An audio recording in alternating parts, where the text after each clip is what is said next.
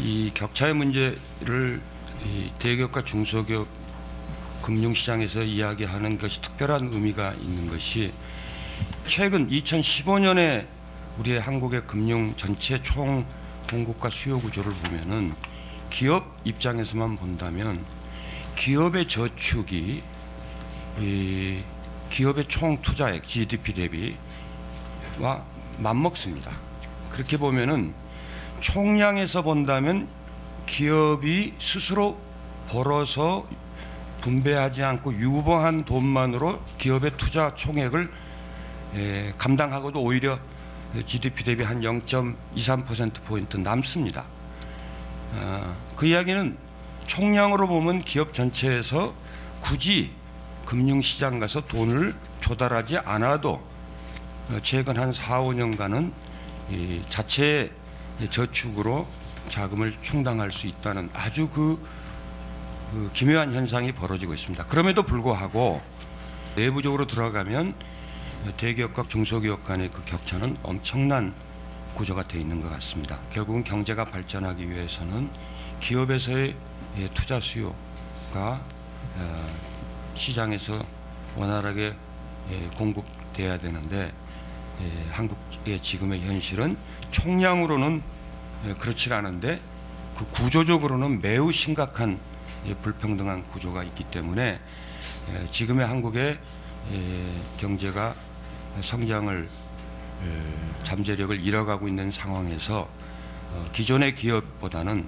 새로운 기업 또는 기존의 대기업보다는 중소기업이 대기업으로 성장하는 이 과정이 절대적으로 기업의 생태계에서 필요한데 그러기 위해서는 이 금융시장에서의 격차와 불평등이 해소돼야 된다 하는 것 같습니다. 그래서 오늘의 이 토론이 매우 예를 들면 최종 소득의 불평등의 문제를 해결하기 위해서는 그 소득을 만드는 최초의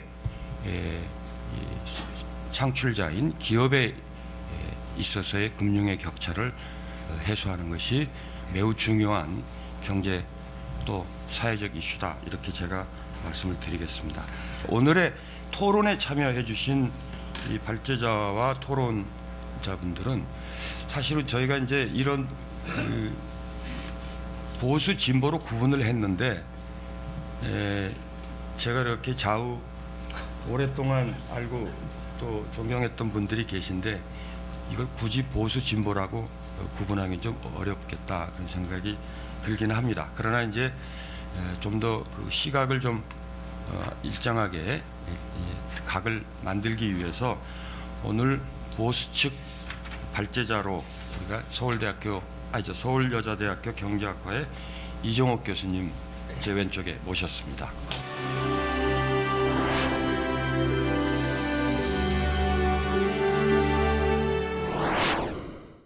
저는 뭐 금융시장 불평등 이념보다 금융산업의 본질과 경쟁력을 이해해야지.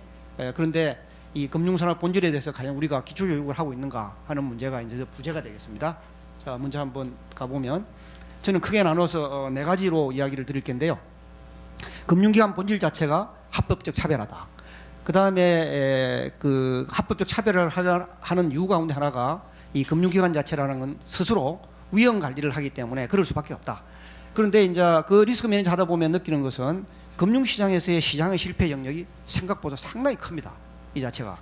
그런데 이제 우리가 이 부분 자체를 이제 보통 사람들이 잘 모르고 넘어가는 게 많고, 그런데 금융시장의 실패 요인은 뭐고 연결되느냐? 세 번째 이야기하는 이 서민과 중소기업들의 애로 요인하고 바로 맞닿아 있습니다. 그러니까 이 사람들이 접근하기 어렵겠죠. 그렇다 그러면 네 번째로 이제 이런 세 가지 관점을 봤을 때 내가 보는 입장에서 이슈가 과연 뭐냐 하는 문제. 이 가운데는 CEO의 가감한 의사결정이라는 게 있습니다. 제가 한번 언급하겠지만 그런 면에서는 보수에 있는 사람도 CEO 경우에 제가 기업은행 걸 한번 이야기하겠지만은 이 CEO의 의사결정 자체가 사실은 양극화를 해소하는데 하나의 트리거가 된다는 이야기도 제가 오늘 한번 해볼까 합니다. 그런데 도대체 정치는 뭘 해야 되는가? 정치야말로 불평등의 문제에 대해서 관심을 가지고 있는 정치의 본질이 이게 아닌가 생각해서 저 서재를 뒤져보니까 옛날 88년도에 저 프랑스 사람이던 디베르제라는 사람이 쓴 그 책이 있어서 한번 읽어봤습니다. 읽어보니까 정치에 대한 두 가지 해석을 보면 정치라고 하는 건 투쟁이다. 누구를 위한 투쟁이냐? 소수자의 어떤 권리를 보호하기 위한 봉사의 수단으로서의 투쟁의 개념이 있고, 제가 이제 불평등이라는 문제는 궁극적으로 정치권이 이 관심을 가지지 않으면 상당히 해결하기 어렵지 않겠느냐 그런 생각을 했죠. 그다음 또 이제 정치라고 하는 것 자체는 우리가 보통 말하는 공평성 측면에서 이 권력이라는 것이 어떤 강한 사적 압력에 대항해 가지고 일반 이익과 공동성을 보장하는 이런 부분에 대한 이제 어떤 큰 권력에 대한 작은 권력 이 일반 이익 공동성을 보장하는 이런 식의 아리스토텔레적인 것이 있는 것 같아요. 그런데 이제 이 정치권에서의 이런 역할이라는 것이 한국에서는 크게 부각이 안 되지만 미국의 경우에 하나의 부각된 예를 제가 사례로 하나 소개할까 합니다. 미국은 2007년도에 여러분 모두 아시다시피 지금 현재의 약 8년에 걸친 그 디프레션을 만들었는데, 이 디프레션 만들었을 때 미국의 하원의 공화당과 민주당은 2009년도에 2년간의 조사할 수 있는 조사 보고서를 할 수 있는 위원을 10명을 임명하게 됩니다. 민주당이 6명, 공화당이 4명을 해서 10명의 패널이 그 다음에 의회에서 22개의 과제에 대해서 당신들이 조사를 해서 한번 하라. 그러니까 이 조사 보고서의 가장 큰 특징은 원인이 뭐 있는가에 대한 진단을 하는 겁니다. 그래서 이 사람들이 보고서를 냈는데 상당히 이제 두껍죠. 한 700~800페이지 되는 것 같습니다. 페이퍼백인데 이 사람들이 뭐라고 결론을 내느냐 하면 금융위기라고 하는 거는 피할 수 있었던 거지 이게 재난은 절대 아니다 라고 결론을 내게 됩니다. 그런 식으로 정치권이 어떤 문제가 났을 때 그걸 제대로 진단하는 쪽에 나서서 그로 인해서 생긴 문제를 해결하려고 해야 되지 않을까. 근데 한국의 경우에는 정치권이 외환위기가 나고 뭐 요즘 우리 금융위기가 나고 해서 이런 식의 보고서를 쓰는 일은 없는 것 같습니다. 그러다 보니까 아까 이제 진보와 보수가 우리가 주장을 하면 정권은 어디로 흘러갈지 몰라서 막 이제 헤매는 상황이 발생하는데요. 금융기관 본질을 한번 보시면 금융기관의 대출자 선별은 왜 필요하냐? 우리나라의 경우에는 국세청의 자료와 그 다음에 통계청에서 나온 자료가 다르다는 것을 여러분 아실 겁니다. 그러니 국세청에서 나온 자료를 기준으로 한번 보시면 우리 중소기업의 경우에 창업 이후에 생존하는 사람이 한 30.2% 정도라고 합니다. 그런데 이제 개인 사업자 창업의 경우에는 생존율이 한 16.4% 정도 되는 것 같습니다. 그리고 이 자영업자, 전통시장 이런 쪽에 매출이 급감하고 있습니다. 그러면 당연히 이런 통계가 나면 어떡하겠습니까?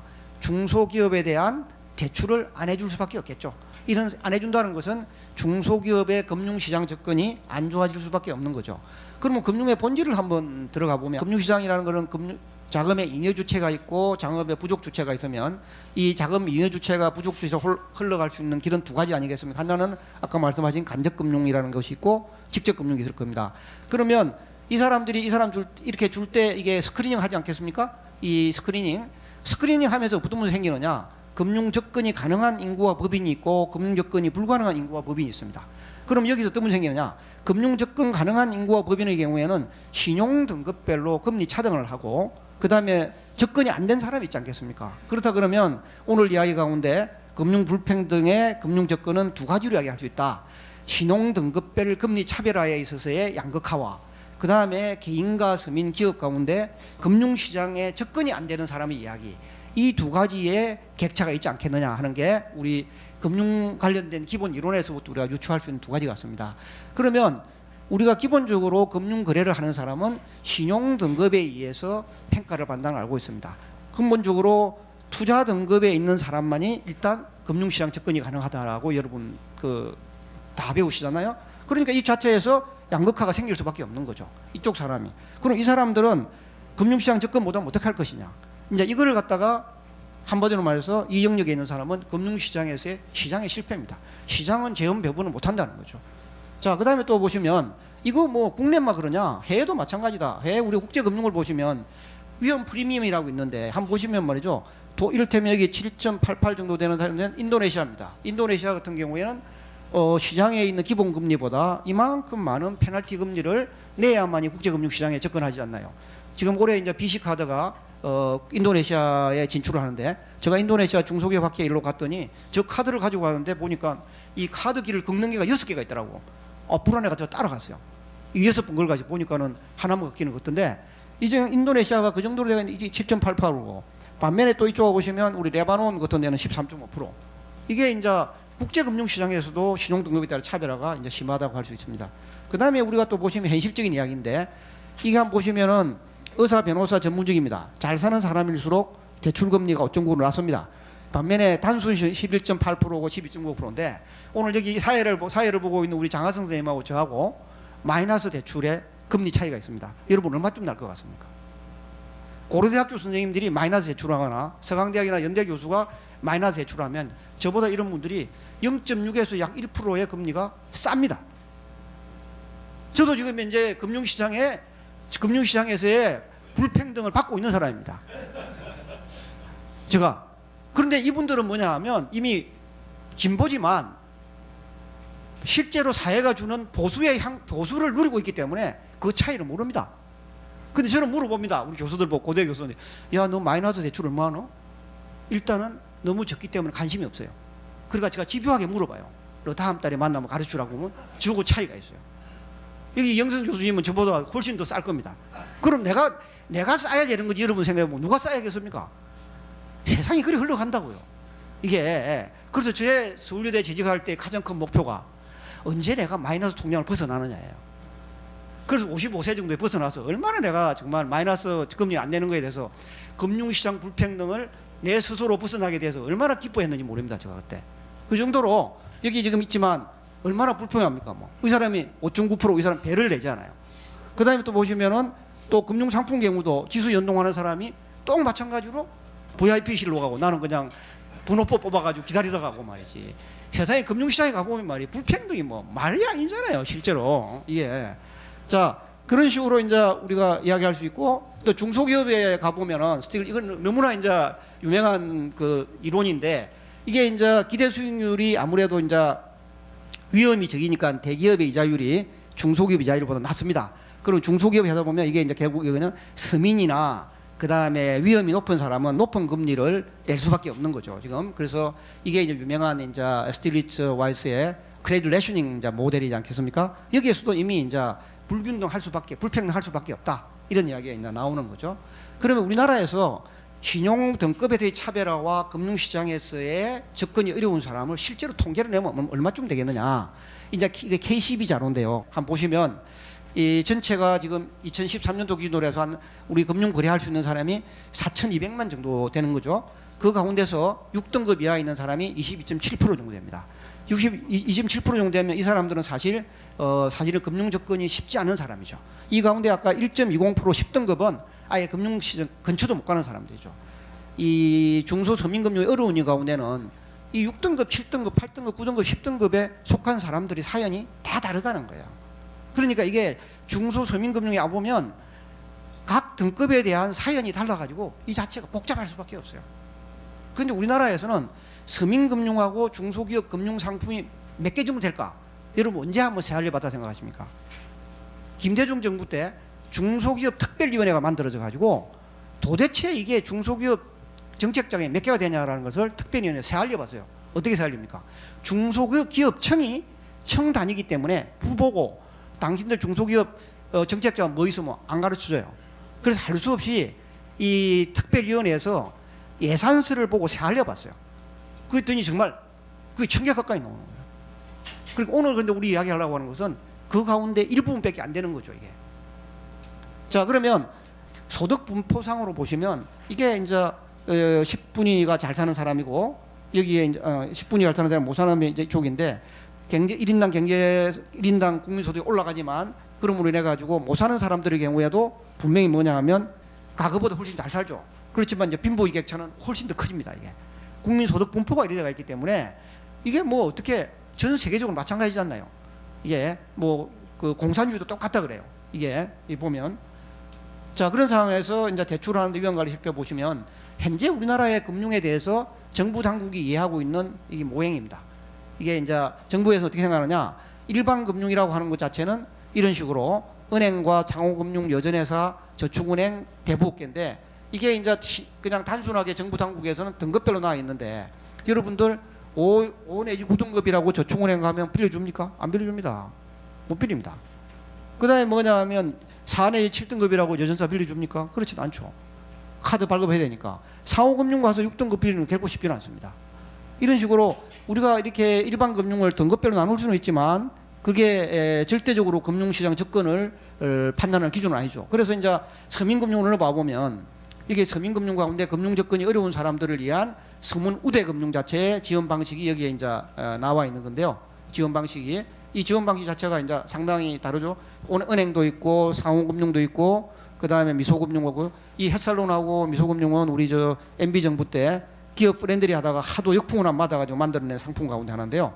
그러다가 이제 이 정부 돌아가지고 국민행복기금을 만들었다가 지난 23일 날 서민금융진흥으로 이제 통합이 됐습니다. 그런데 이 서민금융에 해당하는 사람들 자체가 그 금융 접근이 안 되다 보니까 이 사람들 접근을 도와주기 위한 것이 바로 신용보증입니다. 그래서 신용회복기금에서도 하고 있고 또 국민행복기금도 바꿔드림 면역 신용보증, 지역 신용보증도 마찬가지죠. 영세 자영업자도 있지만 서민도 있습니다. 전체 이 그 영세 자영업자의 비중 자체는 한 20% 정도 될까? 80%의 경우에는 대부분이 서민입니다. 이게.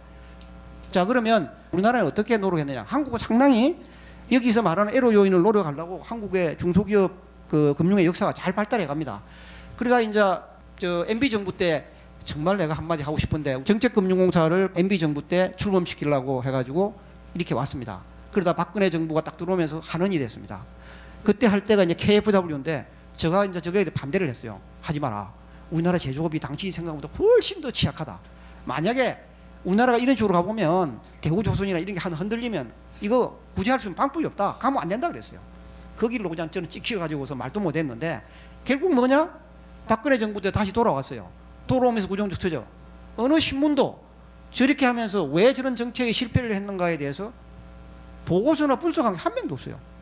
이 가는 과정에 저 같은 사람이 깨인 이야기 그걸 놓고는 뭐 저는 뭐 금융위하고 뭐 완전히 그냥 뭐 결별을 했거든요. 또 돌아왔어요. 여기 하는 거래 비용이 얼마쯤 많겠습니까, 여러분? 경제학적으로 생각해보면 이런 거 자체를 한 명도 보도를 안 하는 거예요. 이 관련된 사람 뭐 한 사람은 IMF 갚으려고 뭐 다 그래 책임 추궁도 없는 거죠. 그래서 정부에 보고 그랬어요. 이 책임 추궁하면 내가 당신 선거자금 내겠다고. 안 하지 못해요. 이거 그래가 다시 돌아갔어요.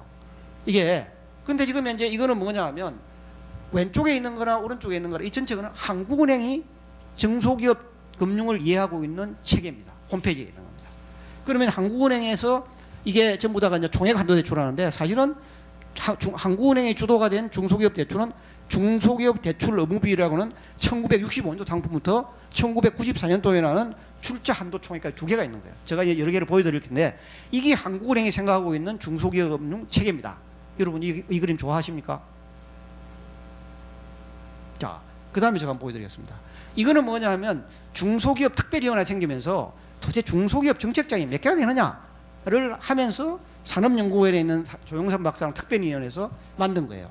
한국은행 총액 한도를 이거는 일부분이고 중앙정부가 가지고 있는 자금, 지방자치단체가 가지고 있는 자금 이렇게 해가지고 되어 있다라고 하는 게 중소기업 정책자금의 큰 틀입니다. 이게 중소기업 특별위원회예요. 그 다음에 특별위원회가 나중에 없어지잖아요. 근데 중소기업 특별위원회 그 다음에 뭐냐? 저는 이렇게 생각했습니다. 중소기업 지원금융에 대해서 이해를 하려고 그러면 금융시장이 가동되고 있는 틀에 맞추어서 이해를 해야 된다고 생각하고 저는 이렇게 그렸습니다. 그러다 놓고 포지셔닝을 한번 해봤습니다. 우리가 지금 오늘 우리가 와 있는 신용보증기금 같은 경우는 아까 보시면 트리플 B 이상의 등급을 받은 사람이 금융시장 접근이 가능하잖아요. 그러면 트리플 B 대상이 안 되면 안 됩니다. 그럼 이런 사람이 간접금융시장에 들어가려고 그러면 신용보증을 받아야 돼요. 근데 여러분 여기에 있는 더블 B에서 트리플 B로 올라가는 자체가 무지무지 힘듭니다. 여기 우리 기업은행 와 계시지만 자기 힘으로 몇 년 해가지고 어려워요. 근데 여기에 첫째 접근도 못하냐 금리가 되게 비싸요. 그러니까 뭐냐면 이 트리플 B에 있는 사람이 높은 금리를 부담하지 않으려 그러면 신용보증기금 가서 보증을 가지고 오면 어떻게 되냐? 보증을 받아가지고 와도 또 트리플 B를 주는 거야. 그러다가 몇 년 지난번에 국회에서 난리가 나가지고 왜 국회가 보증을 해주는데 왜 너 또 보증받은 거를 트리플 B로 하냐? 그래 보증받은 거는 A로 하라 해가지고 이 금리 자체를 줄여준 거죠. 정치적으로. 그러고 나면 이제 등급이 없는 곳이 있어요. 이런데 보시면 이쪽에 있어요. 이 신용보증도 못 가는 이런 쪽에 있는. 그럼 이런 쪽에 있는 사람은 누가 돌볼 거냐 이게. 여기 있는 사람 가운데 하나가 뭐냐 하면 중소기업진흥공단이라는 사람과 그 다음에 나오는 기술 보증 모태 펀드가 있습니다. 이게 이런 사람들을 R 등급이라고 번외 경기를 하는 사람들이죠. 그러면 신용보증이라고 하는 것은 주로 뭐냐면 소상공인, 상인하고 공인이 다 있어요. 그러니까 우리나라의 산업 분류로 생각하면 전체가 다 있는 겁니다. 이런데 뭐 농업도 있고 뭐 그다음에 저 강업도 있고 그다음에 건설업도 있고 서비스업도 있고 그다음에 뭐 유틸리티도 다 있어요. 반면에 이제 중소기업진흥공단의 경우에는 소공인 개념이 훨씬 큽니다. 이 사람들은 상인에 대한 비중은 얼마 안 돼요. 중소기업진흥공단이 출범할 때와 그다음에 신용보증이 출범할 때가 기본적으로 시기나 이 한국이 필요한 시대가 달라요. 그런데 이걸 이제 무시하고 어디로 가려고 그랬냐면 MB 정부에서 기능이 중복되어 있다라고 하는 그 키워드 한만 가지고 밀어붙인 거예요. 정책금융 가서 해본이 됩니까? 안 되죠. 근데 이 중소기업 진흥은 소공인이기 때문에 기술이 필요하기 때문에 중소기업진흥공단에서 대출해주는 자금 자체는 대체로 8년 정도 되는 장기 자금입니다. 이 자체가. 반면에 소상인이라고 하는 이런 사람들의 경우에는 보통 3년에서 5년 정도의 결판이 나기 때문에 대부분 5년짜리 자금이에요. 그러다 보니까 5년짜리 자금을 받고서 좀 성공하면 이 중소기업진흥공단 받기 때문에 이 사람이 만기가 들어오면 중복할 수 있는 그 기회가 있어요. 그런데 이제 우리 학자들이 중복자금 준다고 막 해가지고 이제 밀어붙여가지고 뭐 없애야 된다고 생각하는데 기본적으로 들어가고 그다음에 여기에 지역신보 이제 신용보증하고 중소기업진흥공단은 전국적으로 하다 보니까 실제로 기준이 상당히 높아요. 그러다 보니 지방자치단체장이 왜 너희들 말이야 우리 동네는 왜 안 해주느냐 이러다 보니까 지역신용본단이 1996년부터 생겨요. 그러니까 이제 지역신용보단에서는 자기 지역 사람들을 주로 해주는 이게 정치권에서 주로 하는 겁니다. 뭐 이 지역신용보증재단 이사장 되면 거의 뭐 도지사 지금 이제 지방자치단체장의 선거에 런닝메이트 정도 되는 사람이 하기 때문에 여러분들은 뭐 어떻게 이분들한테 지방에 요구하면 안 되죠. 이제 이건 뭐 그다음 가고요. 문제는 우리나라의 중소기업 정책금융이 왜 이렇게 비난을 당하느냐 하면 중소기업 정책 자금에 대한 성과평가의 지표가 잘못되어 있는 거예요. 이게 보면 우리가 기업 경영평가를 하는데 성과지표 자체라는 것이 사실은 우리가 기업을 왜 성장시키느냐 경제성장, 고용, 기업가정 이런 쪽인데 이런 쪽으로 평가하는 평가지표가 기업 경영평가에 없어요. 우리 공기업 경영평가에. 그러다 보니까 이게 중소기업 정책금융기관이 역할을 하고 평가를 제대로 못 받는 이런 상황에 와 있습니다. 자, 제가 이제 애로 요인을 한번 잠시 이야기해 보면 대부업을 하는 서민의 애로 요인을 한번 봤습니다. 서민들이 이제 이렇게 고금리를 쓰시는데요. 이 사람들이 쓰는 금액들이 많지는 않아요. 저도 제일 처음에 이거에 왜 이렇게 쓸까 생각하고 대부업을 활용하는 사람 다 나쁘다 생각했는데 나중 보니 이 사람들이 실직, 부도정 사업 실패, 교육비 병은 사실 이거는 금융감독원과 검찰이 조사한 겁니다. 이 사람들을 우리가 도와야 된다 그러면 이 사람들이 실제로 이용 원인을 보시면 다 안 된 사람들이에요. 이 사람들 은행에 접근이 어려워요. 근데 이 사람이 돈을 빌려가지고 어떻게 하느냐? 이 와서 금융기관에 와서 또 변제를 해요. 대부분이. 자, 그러고 나서 이제 이분들 한번 보시면 그러면 이제 중소기업 애로 요인의 국제적 비율을 해보면 어떠냐? 한국의 경우에 애로 요인을 보시면 내수부진, 판매 애로 이렇게 해서 이게 200% 만점인데요. 이게 중소기업 지금 제가 보여드리는 것은 전부 다가 중소기업 중앙에 아니면 다 기관에서 놓은 겁니다. 얘가 하나도 맞는 건 따로 없고 200%가 이제 140%가 전부 다 팔로 부분입니다.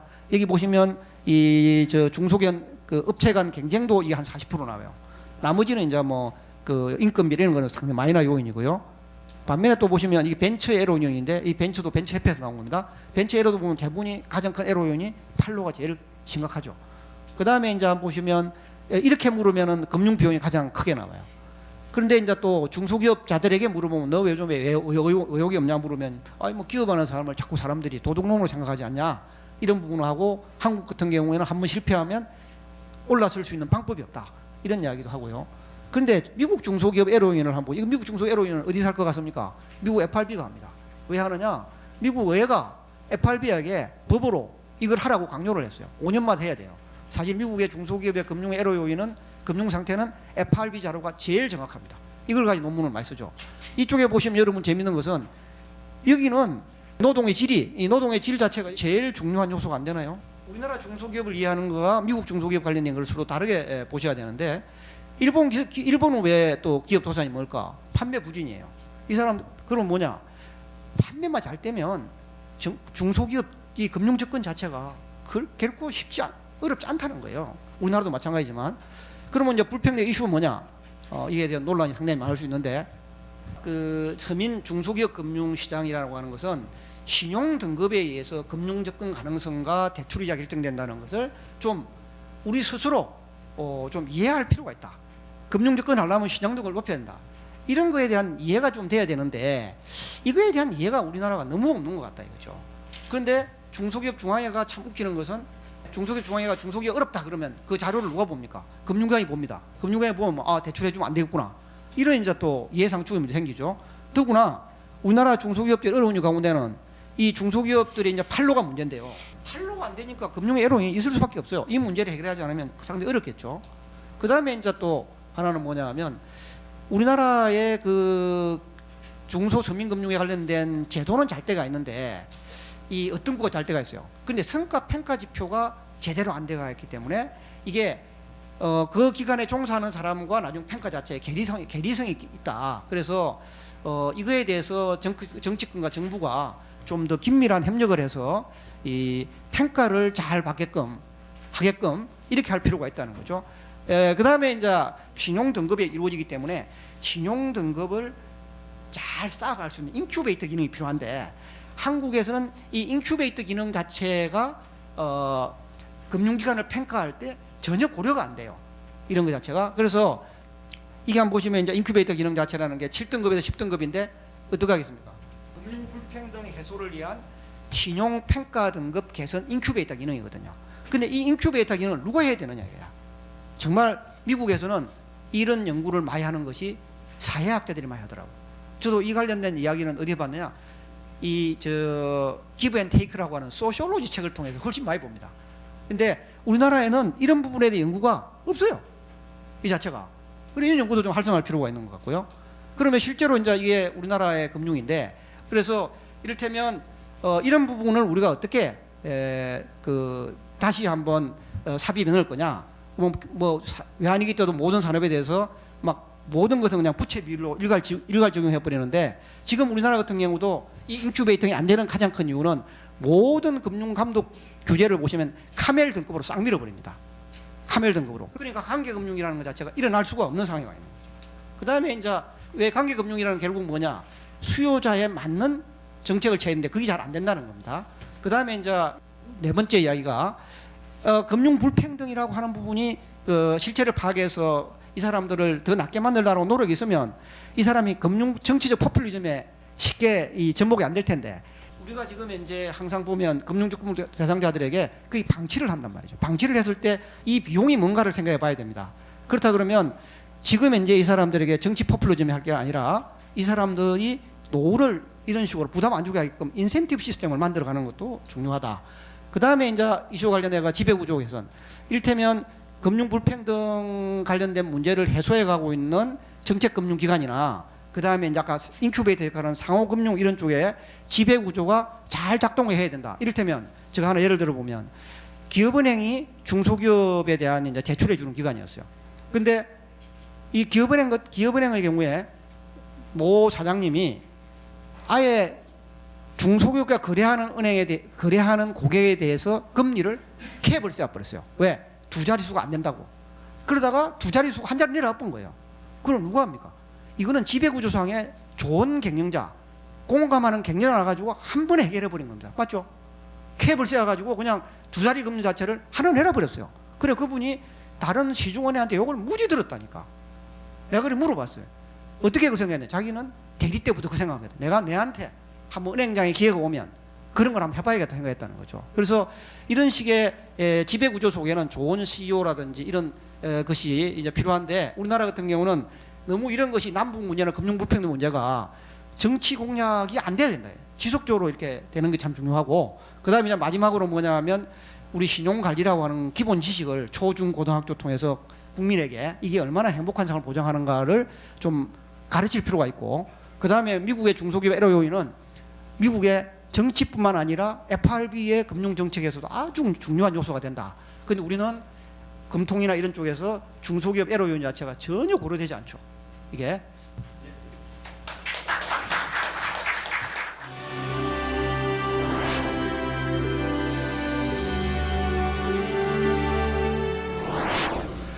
그 시작에 앞서가지고 왜 정부가 잘 지내고 있는 기업에 돈을 대줘야 되는가라는 문제를 좀 생각을 해볼 필요가 있을 것 같아요. 예컨대 우리가 복지 정책을 한다고 치면은 거기 이제 서민이 있고 좀 힘들어하는 국민이 있고 그런 국민들 좀 도와줘야 된다. 이런 거는 잘 직관적으로 전달이 되는데 사실은 중소기업이라고 하는 건 사실은 뭐 그런 대상은 아니거든요. 길거리 다니면은 뭐 벤츠 타고 BMW 타고 뭐 이런 대부분의 사람들이 다 중소기업 사장들이고 또 뭐 간부고 또 그렇습니다. 그래서 이게 직관적으로 금방 오지는 않는데 문헌상 보면은 보통 두 가지 이유를 들어요. 그래서 첫 번째는 정보 비대칭성이 있다 이런 얘기를 많이 합니다. 그러니까 예컨대 기업이 새로 만들어지면은 그 기업에 대한 정보가 돈을 갖고 있는 사람한테 잘 안 간다는 거죠. 그래서 이런 정보 격차를 좀 고려를 해보면은 그 좋은 생각을 갖고 좋은 상품을 만들어서 소비자의 어떤 후생을 증가시킬 수 있는 기회가 있는데 만약 돈이 안 가서 그런 기회가 줄어든다면은 이건 국민 경제 전체적으로 봤을 때 좋지 않다. 따라서 정부가 개입을 해서 이걸 좀 개선해 줄 필요가 있다라는 하나의 얘기가 있고요. 두 번째는 이제 사회 통합적인 측면에서 그러니까 소셜 코이전이라는 측면에서 봤을 때 중소기업에 근무하는 일하고 있는 종사자들이 대부분 대기업에 근무하는 사람들과 비교해 봤을 때 높은 임금을 받지 못하고 상당히 좀 어려운 측면들이 있기 때문에 이거를 통합하는 측면에서 정부가 개입을 해서 조금 이거를 개선할 필요가 있다라는 두 가지 정도 논리가 굉장히 누구나 받아들일 수 있는 논리 중에 하나인 것 같습니다. 그래서 이런 측면에서 우리나라의 이제 중소기업에 많은 정책들이 이제 만들어져 있어. 그래서 그 우리가 이제 중기재정이라고 부르는데 국가재정 운영계획에 따르면은 뭐 중기 이런 섹션에 분류된 이런 예산을 보면은 이게 한 15조에서 16조 정도 돼요. 근데 여기에는 포함된 것도 있고 포함되지 않은 것도 있습니다. 그러니까 우리가 알고 있는 중소기업에 직접 돈이 들어간 예산 사업 이런 것들은 포함이 되는데 그렇지 않은 예컨대 혹시 여기 아래에서 보시면 조달 사업 같은 거 예컨대 중소기업이 물건을 만드는 정부가 사준다 아니면은 조세 감면 아니면은 뭐 하도급 관계에서 조금 더 중소기업을 좀 잘 해줄 필요가 있다라고 하는 측면 아니면은 뭐 원가 보조 지금 뭐 전기료 같은 이런 게 좀 문제가 되는데 이런 데서 조금 특혜를 주는 측면 이런 것들을 다 합쳐 보면은 우리가 눈에 보이는 것보다도 훨씬 많은 혜택이 가고 있다. 이게 어느 정도냐면은 월급쟁이들이 다 내는 그 이른바 이제 근로소득세를 다 합치면 이게 한 연간 좀 차이는 있지만 18조 정도 되거든요. 그래서 그 돈을 다 걷어다가 중소기업에 다 주고 있다. 이렇게 보시면은 그 규모가 좀 가늠이 될 겁니다. 이거는 뭐냐면은 우대라고 버거가 이제 만들어낸 그림인데 이게 이제 그 규모, 그 다음에 업력, 그 다음에 어떤 정보 측면에서 이게 점점 규모가 커질수록, 그 다음에 나이가 업력이 길어질수록, 그 다음에 정보가 좀 더 많이 공개될수록 어떤 파이낸스를 어떤 식으로 기업이 이제 파이낸스를 하는 것이 좋은가라고 하는 측면에서 그려놓은 건데, 그래서 초기에는 이제 자기 돈으로 출발을 하다가 그 다음에 좋은 뭐 엔젤 투자가들을 만나면 그건 직접 투자를 받기도 하고, 아니면은 이제 매출로, 그러니까 외상으로 거래를 하고요. 그 다음에 단기 대출, 장기 대출 이런 거 받아가면서 이제 기업이 이제 자기가 필요한 자금을 조달을 하는 거죠. 우리나라는 이제 요 이제 업력에 따라서 필요한 대부분의 파이낸스 할 수 있는 조달 방법이 정부에 다 들어와 있습니다. 이게 이제 우리나라 정책금융 체계인데 아까 이종혁 교수님도 좀 보여주셨는데 예컨대 뭐 기보, 신보, 중진공 이런 거 다 들어와 있고요. 이건 이제 중진공은 대출을 해주는 거고 기보, 신보는 은행에서 대출했을 때 그 보증을 서주는 역할을 하고요. 그 다음에 이제 온랜딩이라고 이제 정부가 돈을 갖고 있다가 그거를 이제 뭐 하늘을 통해서 은행으로 내어주든 아니면 뭐 산업은행을 통해서 은행으로 내어주든 대신 대출해 줄 수 있는 이런 툴도 들어와 있고, 그다음에 최근에는 신생 기업에 대해서 지원을 해줄 때 초기에 너무 대출 위주로 지원을 해주면은 대출 이자 갚느라고 상당히 힘들기 때문에 리스크를 서로 쉐어하는 측면에서 투자를 해줘야 된다고 해서 모태펀드가 좀 들어와서 이제 그 역할을 하고 있습니다. 그래서 우리나라에는 지금 사실 없는 게 없죠. 전 세계적으로 봤을 때 가짓수로 보면은 아마 가장 많고 이렇게 스페이스를 공간을 그려가지고 없는 곳을 없는 정책이 뭐냐 그러면 없는 정책은 거의 없는 그런 상황입니다. 이거는 이제 우리나라 정책 금융의 규모예요. 이걸 이제 어떻게 계산하느냐가 약간 좀 테크니컬 문제가 있지만은 대체로 우리나라 정책 금융의 대부분은 보증입니다. 보증 규모를 대충 보면 한 제가 보는 거 한 75조 플러스 마이너스. 그 다음에 중진공이 하고 있는 뭐 직접 대출, 직대라고 불리려고 하는 거가 한 뭐 4, 5조 정도 하면은 한 80조 정도의 규모가 이제 기신보하고 그 다음에 중진공 이렇게 하는 그 다음에 뭐 지역신용 보증재단 뭐 이런 데서 하는 거를 다 합치면 한 80조 정도가 되고 그 다음에 이제 온랜딩하고 이런 것들 기타 등등 합쳐 보면은 이게 한 20조 정도 돼가지고 제가 파악하고 있는 규모는 한 100조 정도 된다. 이렇게 보고 있고요. 이게 그럼 그 중소기업 전체의 금융에서는 어느 정도 규모가 되느냐? 그럼 대충 이게 연도마다 좀 차이가 있지만은 중소기업이 하고 있는 그 대출의 규모를 따져봤을 때 한 500 정도를 본다면 그거의 한 20% 정도에 해당되는 얘기를 이제 우리가 하고 있는 거다 이렇게 보시면 될 것 같아요. 이게 그러면 어떤 식으로 들어가고 있느냐 이거를 이게 이제 제가 그린 그림입니다. 이게 등고선 같은 건데 한 축으로는 그 규모가 나와 있습니다. 중소기업 규모가 나와 있고요. 다른 한 축으로는 업력이 나와 있어요. 그래서 규모를 이제 여러 가지로 파악을 할 수가 있는데 저는 여기다가 이제 상시 근로자 고용 규모를 파악을 한 거고요. 그다음에 이 세로 축으로는 이제 건수와 금액이 지금 들어가 있습니다. 건수와 금액이 들어가 있고요. 그래서 왼쪽 걸 보시면은 이게 이제 뭐 군대 갔다 오신 분들은 아시겠지만 이게 등고선을 잘 이어 붙여가지고 3D로 이렇게 붙여놓은 건데 업력이 짧고 그 다음에 규모가 적은 이런데 일단 봉우리가 하나 메어져 있고요. 그 다음에 가운데 계곡이 하나가 있고 그 건너편에 규모는 여전히 작은데 업력이 긴 기업에 대해서 이렇게 올라가 있습니다. 그래서 요 계곡이 언제 생기냐면은 이게 그 기업의 7년 업력 7년 정도를 기준으로 하면은 여기서 규모가 쑥 빠져요.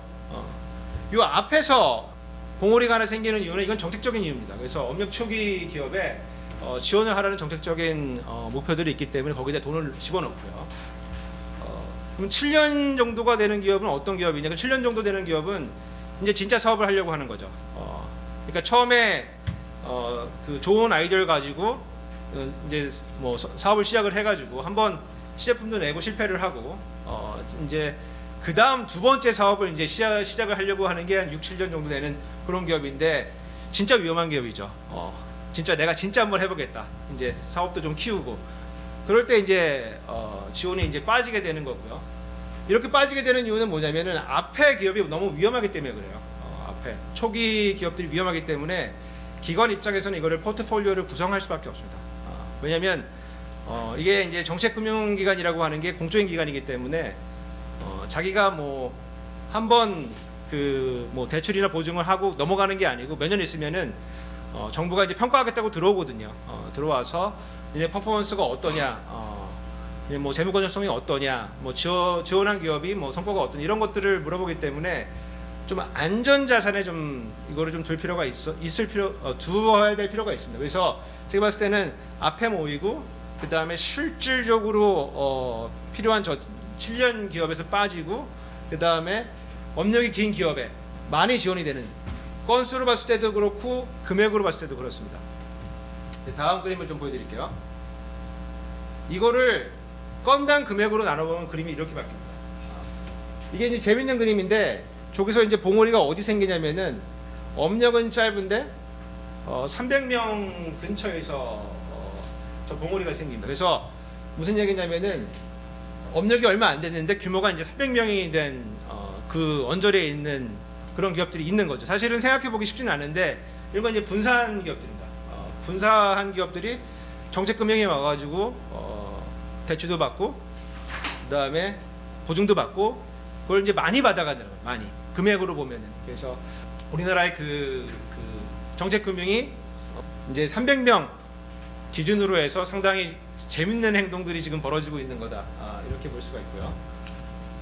이건 뭐냐면은 돈을 이렇게 빌려가가지고 그러면 그 중소기업들이 하고자 하는 사업에 이게 얼마큼 도움이 되고 있는 거냐를 몇 가지로 살펴본 건데 그래서 제가 이제 설비 투자하고 사업 전환 두 가지를 조금 보여드릴 건데 설비 투자 측면에서 보면은 요 이제 파란 게 이제 자기가 조달을 한 거고 여기 주황색이 이제 정책 자금을 받은 건데 사실 설비 투자 측면에서는 정책 자금에 사실은 큰 역할은 못 하고 있다. 이렇게 보여지고요. 이거는 사업 전환인데 사업 전환 측면에서는 그나마 조금 낫다 이제 이렇게 보여집니다. 이제 여기까지가 이제 그 공급 현황을 좀 보여드린 거고요. 지금부터는 제가 이제 평가 결과를 보여드릴 겁니다. 제가 이제 지난 한 7, 8년 동안 쭉 평가를 해왔는데 물론 평가라고 하는 게 무엇을 평가할 거냐, 뭐 어느 기관을 대상으로 할 거냐, 뭐 이런 것들에 대해서 달라지지만은 저 같은 경우는 이제 사람들이 많이 보는 지표들을 썼어요. 그래서 재무적 지표하고 비재무적 성과를 살펴본 건데 성과 결과는 뭐 그렇게 좋지는 않습니다. 제가 갖고 있는 감은 대부분의 정책 자금들은 다 성과가 그러니까 효과성이 거의 없습니다. 그래서 뭐 자금에 따라서 이거는 일부 효과가 있고 시기에 따라서 일부 효과가 있고 산업에 따라서 요거는 이렇게 효과가 있을지 모르겠지만은 전반적으로 봤을 때는 사실은 이 돈이 국민 세금이라는 걸 감안해 봤을 때 이게 정말 여기다 돈을 이렇게 넣어야 되는 거냐라고 하는 측면에서는 굉장히 물음표가 있습니다. 이게 왜 그렇게 효과가 없는 거냐는 또 다른 문제겠지만은 일단 효과가 그렇게 많지가 않다. 요 두 번째 라인이 제가 좀 사실 조심스러운데 제가 볼 때 가장 애틋한 기관은 중진공이에요. 아까 그 이종욱 교수님께서 말씀해 주셨지만은 저거는 열반에 속하는 기업들을 도와주는 거거든요. 그래서 열반에 속하는 기업들을 도와주기 때문에 여기다 돈을 주고서 성과가 나쁘다 이렇게 얘기하기는 사실 쉽지는 않습니다. 근데 여기 평가를 해보면은 일단 2분이에요. 제가 봤을 때는 2분입니다. 그래서 2분이란 얘기는 받지 않은 기업하고 좀 비교를 해보면은 그래도 어느 정도 방어를 하고 있다. 제가 봤을 때 제일 나쁘다는 건 좀 그렇지만 좀 성과 저조한 거는 신보입니다. 신보는 왜 그러냐면은 저기는 신용평가를 한 다음에 보증이 나가는 기관인데 그러니까 뭐 사업성이나 뭐 이런 걸 다 보고서 스크린을 한 다음에 나가는 것 치고는 너무 별로다. 이런 생각이 들고요. 기보도 과거를 평가를 하면 별거 없어요. 근데 그게 제 기억에는 그 2000년도 초반에 이제 기보가 이제 그 프라이머리 CBO 보증을 잘못 써가지고 서울 생활을 청산을 하고 부산으로 내려갔는데 그 이후로는 상당히 잘 운영을 해왔던 것 같아요. 최근은 제가 몇 년 사이를 못 봐서 그렇지만은 여하튼 평가상으로 보면은 그렇게 나쁜 것 같지는 않습니다. 이제 뒤에 말씀드리겠지만 문제는 모태펀드인데 모태펀드는 진짜 좀 뒤에 말씀드리겠지만 황당합니다. 진짜 모태펀드 황당하고 이 황당한 거의 주체는 중기청 때문에 생기는 거라고 생각을 해요. 여기 지금 2조 정도의 돈이 들어가 있는데 나중에 말씀드리겠지만은 수익률로 보면은 진짜 볼 게 없어요. 국채 투자한 것보다 못하고 그러면은 우리 벤처에 투자를 하는 거니까 좋은 벤처가 나와야 되는데 한두 개는 지금 10년 됐거든요. 근데 뭐 기억나는 벤처가 전혀 없어요. 그러니까 돈은 들어가고 벤처는 말라가고 있고 근데 이런 문제가 생기는 거는 중기청 사무관이랑 얘기를 해보면 금방 알 수가 있어요. 그래서 벤처에 대해서 이게 투자를 하기 위해서 모태펀드를 쓰는 건데 뭐 혁신이나 이런 고용, 혁신, 부가가치 이런 거에 대해서 관심 있느냐 물어보면은 뭐 왜 우리가 그거를 관심 두어야 되는 거냐? 우리는 창투 회사들만 잘 되면 되는 거다. 이런 정도의 인식을 가지고 있습니다. 그래서 이게 국민의 세금이 들어가서 우리가 국민들이 바라는 거는 뭐 우리가 뭐 빌 게이츠는 아니더라도 그와 유사한 스티브 잡스는 아니더라도 그와 유사한 혁신할 수 있고 아니면 고용을 창출할 수 있고 아니면 부가가치라도 만들 수 있고 뭐 이런 벤처를 상상하는 건데 그런 게 아무것도 안 되고 있다라는 생각이 듭니다. 이건 뭐냐면은 요 X축은 쫙 이렇게 돼 있는 거는 글씨가 작아서 안 보이지만은 이게 산업 이름이에요. 산업 이름을 어떻게 세워놓은 거냐면은 영업이익 순으로 쭉 줄을 세워놓은 겁니다. 그래서 왼쪽에 있는 기업이 가장 영업이익이 높은 겁니다. 영업이익이 높은 거예요. 그리고 이렇게 막 뭐 주파수처럼 돼 있는 거는 저희가 지원 금액을 찍어놓은 거예요. 그래서 예컨대 영업이익이 높은 기업들을 쭉 잘 선별해서 지원을 했으면은 저게 같이 나라비가 쭉 같은 순으로 서야 됩니다. 근데 보시면 아시겠지만은 뭐 전혀 상관이 없어요. 이게 이제 사실은 기신보, 중진보 다 마찬가지인데 결과적으로 보니까 이거를 아무 기업에나 막 뿌린 거하고 거의 유사하다. 그러니까 선택과 집중이 없다는 거죠. 타겟이 불분명하기 때문에 어떤 효과를 낼 수가 없는 상황이죠. 그리고 반대로 영업 손실로도 세워봤어요. 이것도 전혀 상관이 없어요. 어떤 지표를 세워도 전혀 상관이 없습니다.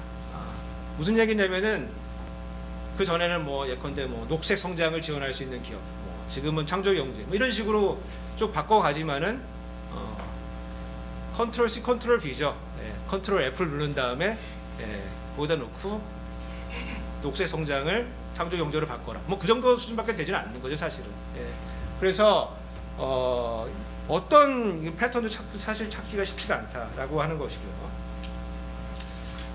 저희가 이제 성과 평가할 때는 좀 어려움을 겪었던 게 지원받은 기업하고 어떤 기업하고 비교를 해야지 이게 적절한 비교가 될 것이냐라고 하는 고민들을 많이 했어요. 그래서 여러 가지 최근에 나온 방법들은 저희가 거의 다 사용해봤습니다. 거의 다 사용해봤는데 일반적으로 나오는 결과들은 뭐냐면은 지원을 해서, 그러니까 내가 돈을 받겠다고, 보증을 받겠다고, 대출 받겠다고 지원을 해가지고 받은 기업들이 있고요, 탈락한 기업도 있어. 그러니까 지원하지 않은 기업도 있지만은 지원을 해서 탈락한 기업이 있습니다. 근데 탈락한 기업이랑 붙여봐도 지원받은 기업이 더 못해요. 그거는 왜 그러냐면은 승인 기업들은 돈을 받아가지고 어떻게든 살아갑니다. 탈락 기업은 강한 구조조정이 진행이 되는 거죠. 그래서 생존력이 없는 것들은 다 죽어 없어집니다. 그래서 몇 년이 지나고 나면은 생존력이 있는 것만 살아남아요. 이게 사실은 시장의 어떤 자기 조절 기능인데, 이거를 사실은 정책금융이 사실 어떻게 보면 갈아먹고 있는, 그렇게 볼 수도 있습니다. 그래서 이렇게 해서 평가를 제가 뭐 이거 쭉 적어놓은 거는 1년에 한 두 건에서 3건씩 제가 시키든 시키지 않든 제가 쭉 평가를 해온 결과물들이 있고요. 이거는 이제 뭐냐면은 기보하고 신보의 수익성을 제가 이제 평가한 건데, 이쪽으로 가는 건 뭐냐면 이쪽으로 갈수록 수익성이 안 좋은 기업이에요. 그리고 이쪽으로 가면 수익성이 좋은 기업이에요. 그래서 여기는 수익성이 낮은데 지원을 받은 거고, 여기는 수익성이 높은데 지원을 받은 거예요. 그리고 이쪽은 2003년도에 지원을 받아가지고 3, 4, 5, 6, 7 그 이후로 어떻게 수익성이 바뀌어 나가는지를 저희가 추정해서 넣은 겁니다. 이게 보시면은 기보 같은 경우는 수익성이 좀 낮고 퍼포먼스가 안 좋았는데 재무적 측면에서 중소 그 기보로부터 도움을 받으면은 걔네가 퍼포먼스가 좋아집니다. 뒤로 갈수록. 그러니까 사실은 셀렉션을 잘한 거죠. 셀렉션을 이게 재무적 측면에서 봤을 때는 별로 퍼포먼스가 안 좋았지만 우리가 골라서 도와줬을 때 굉장히 성과가 좋아지는 겁니다.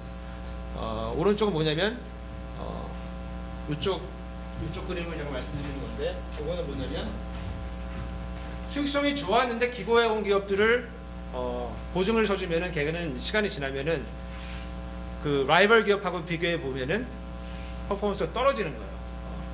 그러니까 사실 저런 애는 주면 안 되죠. 저런 애는. 오른쪽은 이제 신보의 경우인데, 신보의 경우는 기보보다는 훨씬 더 못하죠. 물론 낮은 퍼포먼스가 낮은 애들을 도와줬을 때 궁극적으로 좀 나아지는 텀이 있지만은 쟤는 또 통계적으로 보면 그렇게 유의하진 않아요. 그리고 두 기관 모두 좋은 기업을 줬을 때는 다 퍼포먼스가 안 좋습니다. 저런 기업들은 이제 사실은 주면 안 되는 기업이 되는 거죠. 저런 기업들한테 이제 지원을 했을 때 어떤 결과들이 나오냐면은, 요거는 뭐냐면 이제 기보 신보에서 보증받은 기업들 중에서 우리가 소위 말하는 이제 한계 기업이라고 불리는 거, 한계 기업이라고 하는 건 여러 가지 정의를 해볼 수가 있지만 뭐 최근에 한국에서 많이 쓰는 거는 이자 보상 배율이 뭐 1보다 3년 과거 3년 동안 연속으로 안 되는, 그러니까 돈을 벌어가지고 금리 비용도 충당 못하는 게 3년 연속이면은 그렇다는 거고, 여기서는 검은 줄이, 왼쪽에서는 검은 줄이 그런 기업에 이제 해당이 되는 겁니다. 그리고 Y축은 뭐냐면은 시간이 지날수록 보증받은 기업이 얼마큼 살아남은지를 본 거예요.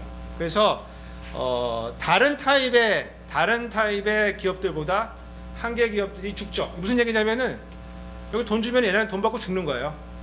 몇 년 살다가 그 돈 다 쓰고 죽는 거예요. 신보는 더 재밌는 게 뭐냐면은 한계 기업이 여기 중간에 들어가 있죠. 이렇게 제일 낮지는 않죠. 얘는 이제 보통 기업인데 보통 기업이 더 많이 죽어요. 그러니까 신보의 스크리닝 과정이 어떤지는 모르겠어요. 제가 정확하게 어떤 스크리닝 과정을 거치는지 모르겠지만은 그 결과적으로 봤을 때 참 어떤 패턴을 가지고 잘하고 있다고 보기가 쉽지가 않다. 이런 결과를 가지고 있습니다. 이거는 뭐냐면은 중소기업이 돈이 얼마큼 필요한지에 대한 펀딩 갭이라는 걸 제가 추정을 한 거예요. 그래서 X축은 기업의 업력이고요. Y축은 대충 보시면은 자금 조달의 규모라고 보시면 이렇게 위로 돼 있는 거는 얘가 만약에 기업에 대한 정보가 잘 전달돼서 자금을 조달했으면 저만큼을 조달을 했을 것이고, 근데 그 아래에 있는 거는 실제 조달한 규모입니다. 그래서 저거의 차이를 펀딩 갭이라고 보시면은 저 아래 색깔 칠한 부분을 적분을 하는 건데요. 저 적분을 다 하고 나면은 저게 규모가 한 25 정도 나옵니다. 그래서 총액으로 봤을 때는 제가 갖고 있는 느낌은 지금 돈은 많아요. 돈은 많지만 업력 초기에는 역시 돈이 부족하다. 이게 무슨 얘기냐면 뒤로 돈이 너무 많이 간다는 얘기거든요. 그러니까 얘가 어느 정도 시간이 지나서 더 이상 정책금융의 혜택을 볼 필요가 없는 기업인데 여전히 돈을 많이 받아가는 경향들이 있다는 거죠. 그래서 그 돈을 빼서 사실은 앞으로 좀 더 지원을 할 필요가 있다라고 하는 게 이제 저의 주장입니다. 이제 최근에 제가 하고 있는 연구는 뭐냐면은 왜 이렇게 돈을 넣었는데 그래도 돈 넣었으니까 뭔가 효과가 나와야 되는데 이렇게 효과가 안 나오는 재정 사업은 별로 없거든요, 사실은. 왜냐면은 저희가 이제 BC를 따져보면은 돈을 주는 사업은 BC가 다 1이에요. 기본적으로. 1보다 아직 낫기가 쉽지가 않아요. 돈을 직접 주는 거는. 근데 이거는 BC를 따져보면은 굉장히 사실은 그 정도가 안 나오는데, 그 이유를 저희가 몇 년 동안 고민을 하다가 최근에 저희가 이제 규명하고 있는 게 뭐냐면 대기업하고 중소기업 사이 하도급 관계가 있으면은 성과가 오히려 더 되게 안 좋아지는 걸 저희가 지금 뭐 최근 한 2, 3년 동안 계속 이 연구를 하고 있고 이런 결과를 가지고 있습니다.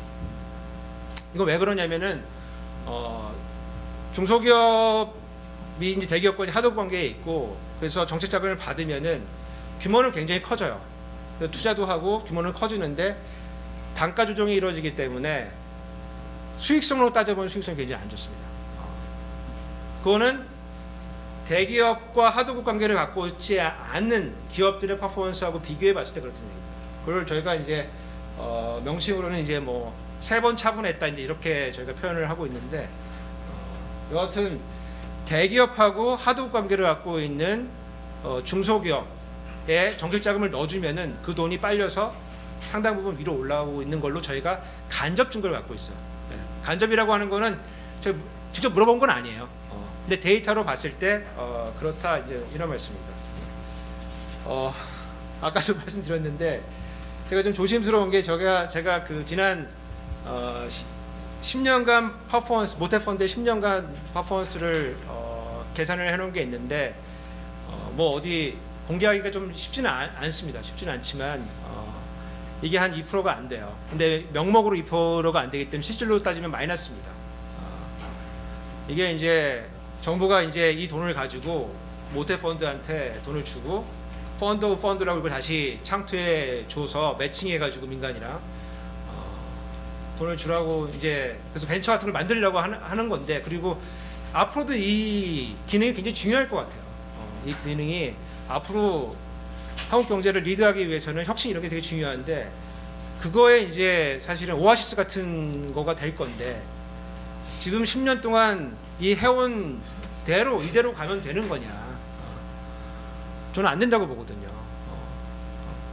퍼포먼스가 너무 나빠요. 너무 나쁘기 때문에 이걸 좀 제대로 한번 평가해 볼 필요가 있다.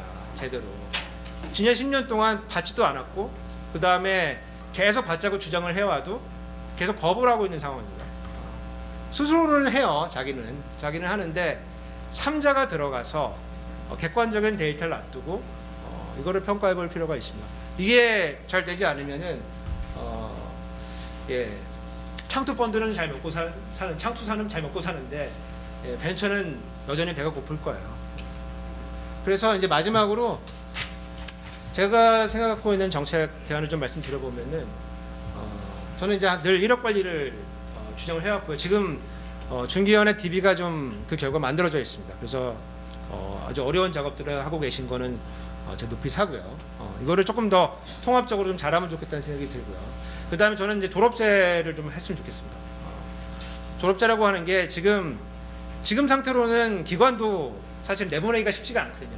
왜냐하면 업력이 오래된 기업을 내보내는 게 인센티브에 맞지가 않아요. 그래서 이거를 좀 강제로 졸업을 좀 시킬 방안을 연구를 할 필요가 있고, 그다음에 뭐 아까 말씀드렸던 모태 펀드에 대해서 조금 좀 잘 살펴볼 필요가 있다.